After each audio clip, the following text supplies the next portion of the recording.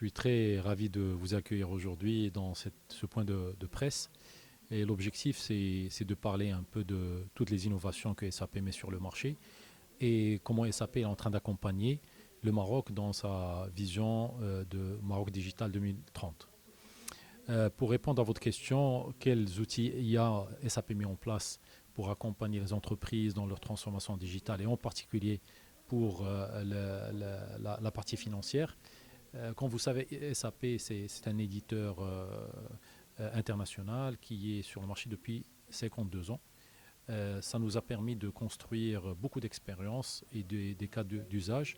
Et comme vous connaissez l'IA, c'est une technologie qui est révolutionnaire, mais le moteur de l'IA, c'est la data. Et donc, toute entreprise qui dispose de données de qualité leur permet vraiment de tirer au mieux profit de l'IA. Et c'est le cas pour SAP.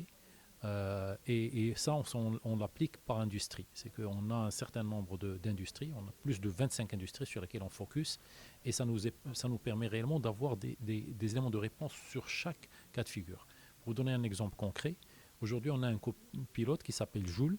C'est un assistant digital avec lequel on peut interagir en langage naturel, en chat, et pour poser des questions sur le système pour avoir, par exemple, sur des questions lorsqu'on est sur notre système financier, avoir le statut des clients douteux. Et le système va naturellement aller chercher des informations sur Internet, les coupler sur la base de l'historique et vous donner, on va dire, une classification des clients, vous donner un scoring sur les clients. Et ça, c'est le cas pour les fournisseurs, pour un certain nombre de choses. Donc, la solution IA permet réellement à l'entreprise de mieux se positionner, de prendre moins de risques pour adresser aussi bien ses clients, ses fournisseurs. Une question qui se pose naturellement au Maroc de plus en plus, c'est tout ce qui est gestion de trésorerie, où les clients doivent avoir une meilleure visibilité sur leur trésorerie. Ben, avec l'IA, on peut avoir anticiper sur les challenges auxquels on va être confronté parce qu'on peut avoir ce scoring aussi bien de nos fournisseurs, de nos clients, qui nous permet de mieux avoir une visibilité sur notre trésorerie. Par rapport à votre question sur la souveraineté de la data, effectivement, SAP a été précurseur. Depuis l'année dernière, on a lancé officiellement au GITEX un grand partenariat avec l'UM6P parce que SAP est le premier éditeur à mettre en place un data center souverain au Maroc.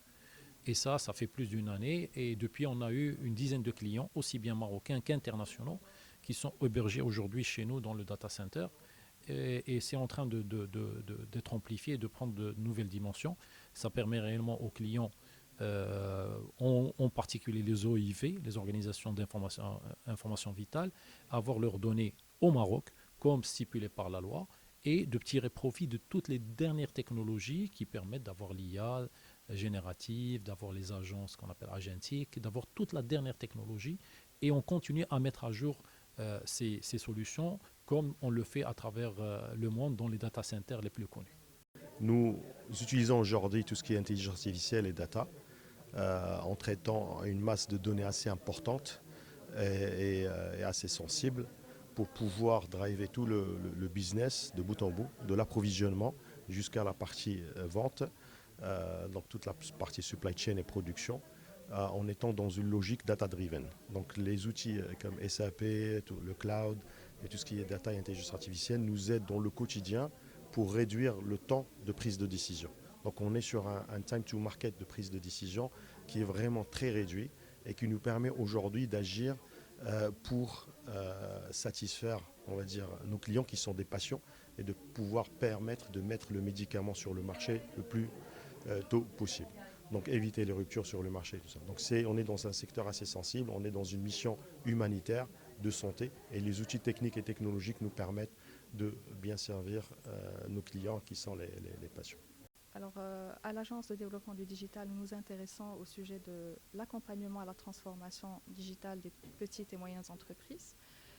Dans ce sens, nous avons lancé plusieurs initiatives, à savoir la mise en place de la plateforme Muqawala Raqmiya, muqawalarakmiya.gov.ma, qui est une plateforme en ligne gratuite offerte à toute entreprise qui souhaite s'auto-évaluer pour savoir son niveau de maturité digitale et avoir accès à des propositions d'actions à implémenter, mais aussi en complément et avec des partenaires tels que notre ministère de tutelle, le ministère de la Transition numérique et de la réforme de l'administration. Nous avons lancé tout récemment un programme en partenariat avec la GIZ pour accompagner 300 entreprises TPE, PME sur les régions de Fès Meknès, l'Oriental et Marrakech-Safi. Et aussi, nous avons également lancé d'autres programmes en partenariat avec la BERT pour on va dire l'accompagnement à la mise en place de la feuille de route digitale pour les entreprises. En parallèle à cela, nous animons de manière continue des sessions de sensibilisation en faveur de cette cible-là et également des webinaires en ligne sur des thématiques pertinentes qui aident les entreprises dans leur digital journey. Effectivement, l'intelligence artificielle aujourd'hui est un levier très important, aussi bien pour les grandes entreprises structurées que pour les petites et moyennes entreprises. C'est un outil incontournable qui permet à l'entreprise, comme on l'a vu ce matin à travers les échanges, de faire des optimisations, d'automatiser des tâches répétitives et donc d'avoir de la valeur ajoutée pour l'entreprise. Donc aujourd'hui, je dirais que c'est un must plutôt qu'une option.